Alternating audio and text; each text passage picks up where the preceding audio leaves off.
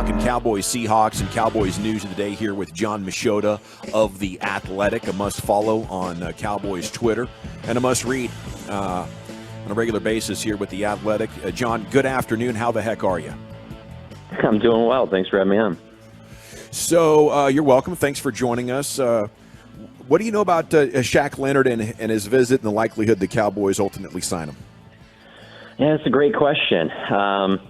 I kind of felt like their best chance was to not have him leave. So this will be interesting to see where it goes. The thing that stood out to me about Jerry on the radio this morning was him talking about the medical side of it, and they want to check that out. And so I'm also interested to see where it ends up being in terms of, is it just for the rest of the season he's looking for a deal, or is this going to be something where he wants more than a year? And I just go back to the Odell Beckham chase last year around this time, and it was very clear that Jerry didn't want to commit to more than just the rest of this season, and I could see that being the case here as well. And so does it come down to something where maybe the Eagles or another team is willing to offer a little bit more?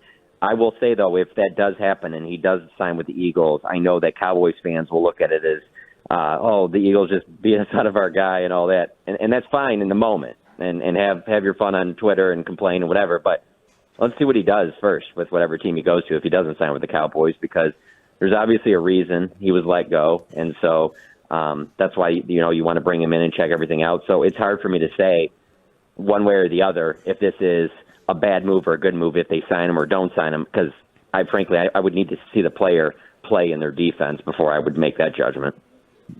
Is it safe to say that the health is not perfect with Leonard at this point, but it's good enough to be an effective player still? I would think so, that he could still be an effective player. I mean, especially for the rest of this season and for what they would want him to do. I would think more on the, focus on the first and second downs and things like that. But anytime, you got a football player that has back issues, they're generally not going to get better as the longer you play. And I think linebacker is as dangerous, if not the most dangerous position in sports, just from all the collisions that they're involved in and how high impact those are. And so, as we've seen with several Cowboys linebackers over the years, generally those things don't go away. And so I don't know how much they would really want to commit to him long term, but for the rest of this season and what he could bring and the level that he's played at in the past, I think he could certainly bring something to this team. And let's be honest, I mean, linebacker is a spot where at the very least you need to add some depth there. No, it certainly is, and we got very nervous when Marquise Bell went down last week. It certainly is a position that they need depth. Now, you know as well as we do, John, people are talking about the Cowboys haven't beaten anybody. They're sitting at 8-3. They're about to go through a tough gauntlet here over the next 5 weeks. What are you hoping to see from this football team and through the Detroit Lions game? Yeah, I'm kind of where the fans are in this. I want to see them do this against some better opponents, just because we had seen them start the season with some blowouts, and then, they laid the egg in Arizona and then just look awful against San Francisco. So I'm interested, really, the main game for me. Like, I'm confident that they'll show up and they'll play very well against Philadelphia. Both teams know each other. I expect that game to be similar to the game up in Philadelphia. But for me, really, it's that Buffalo-Miami game. Those two games right there back-to-back. Just seeing how they play on the road, play in the outdoor elements and whatever those might be in Buffalo. Buffalo's obviously not having the season that we thought they were going to. I'm an idiot and picked them to win the Super Bowl this year, so what do I know? But those are still circle the wagons, John. Yeah, that's true. That's nobody circles the wagons like the Bills. They don't, and I think they got sucked into the whole. I love the whole fan base jumping in the tables, things like that. And I felt like going in this year that this was going to be their year. Apparently, it is not. But those two games are the ones that will tell me a lot, because Seattle, Philly, Detroit at home, and the way the Cowboys have played at home this year. If you're a Cowboys fan, you have to feel great about those games. But those road games right there, those could be the difference of you potentially catching Philly or you finishing second in the division. And of course, with how well they played at home. Man, it's night and day difference and if they got to host a playoff game against Philadelphia or San Francisco as opposed to having to go play at their places. John, what are you seeing from this offensive line that's improved the last several weeks? I would say the biggest thing for me is the same thing that I feel like we've said for the last 3 or 4 years. Can you get this same five out there together? Because I feel like if you can do that, the continuity would be there. And guys would start to click, and I think that's what we're seeing now. Of course, they're not playing the better teams. Let's see how this carries out over, when they play Philadelphia and they play some of these better fronts. But from right now, I mean, that's the big thing for me. I've always felt that if you could get that 5 out there together, then you're in great shape. The problem there is that there's such a significant drop-off if even one of those guys goes out, and how can you keep them healthy for this stretch run? And so one of the things that they've been able to do, obviously, is not have Tyron Smith practice very much. Now, I'm saying very much. That's not to say he doesn't practice at all, but he doesn't practice very much, and that's led to him being out on the field on Sundays, or lately Thursdays. And so that's been the most important thing. I think that you stick with that and keep rolling with that plan right there and try and keep this group together and getting as many reps as they can get. Because I think the longer that happens, yes, is Terrence Steele, all the way back from that knee injury? Probably not. But I think that the continuity of that 5 right there, I think everything takes care of itself the more games they play together. It's Jon Machota from The Athletic here on your home of the Cowboys, 105.3 The Fan. How could the average margin of victory here in these dubs be 30, but it seemed like a country mile from here to the 49ers? What's your explanation on that? It's crazy to think that they played as poorly as they did with the build-up leading up to that game, and for them to kind of flush that and play as well as they have since then, and a lot of that credit obviously goes to Dak. I think the defense is pretty on a level now where you kind of know what they're going to get. They didn't play well against San Francisco, but I thought it was more on Dak and the offense for the reason that they got blown out in San Francisco, and they've just completely flipped the switch since then that I really didn't expect them to do. Now, playing some lesser teams has helped build some confidence, and that's a good thing. But also, I got to give credit to Mike McCarthy, too, for kind of being able to weather that storm and get them back on track and really to even build this home field advantage that they have at a stadium that, I don't think it's just this daunting venue. How do you go in there and win?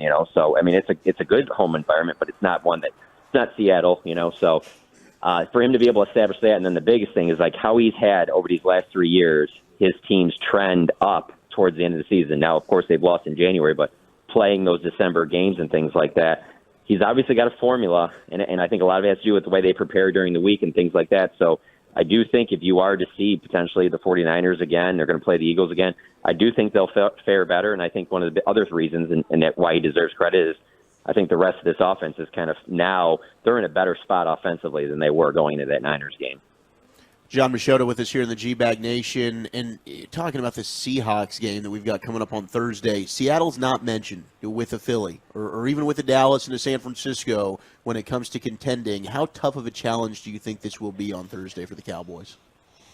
I thought about it a lot yesterday when we were talking to Dak, because how he brought up how sometimes you forget with the Cowboys, they really do get, for the most part, every team's best shot. Now, I'm not going to say that the Cowboys can't throw some haymakers early and take a team that's pretty bad out of the game, and then, it lead to a blowout. But I do think that generally teams come in and give the Cowboys their best shot.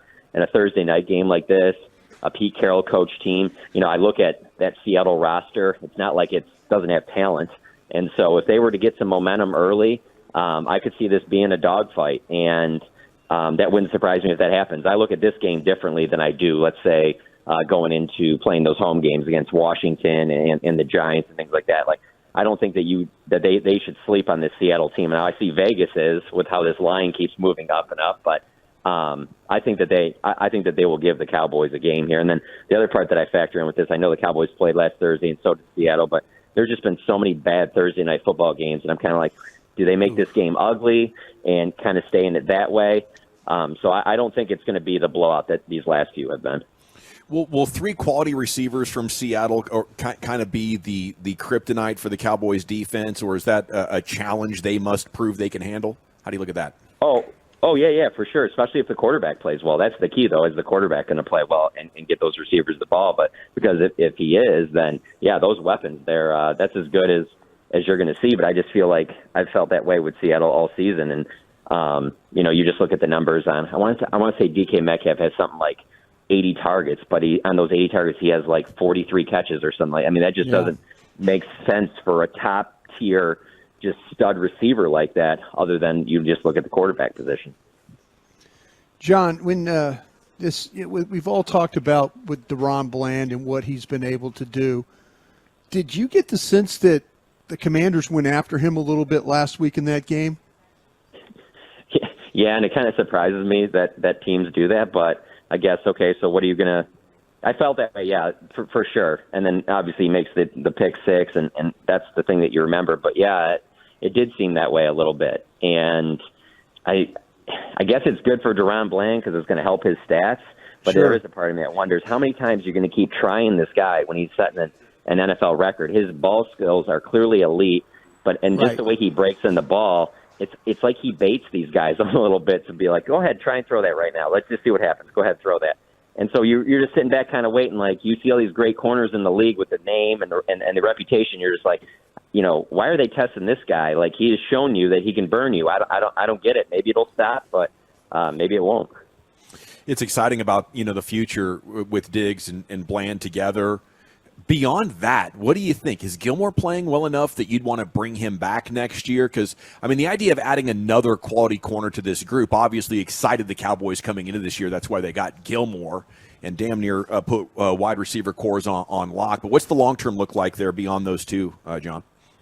I would be interested in Gilmore, and I think they would be too, but I think the price would have to be right for another year. My thing, though, with that other cornerback spot is it's getting to the point where you start looking down the road and you're paying Micah Parsons and Dak and you just paid Trayvon Diggs. You're going to have to pay Deron Bland.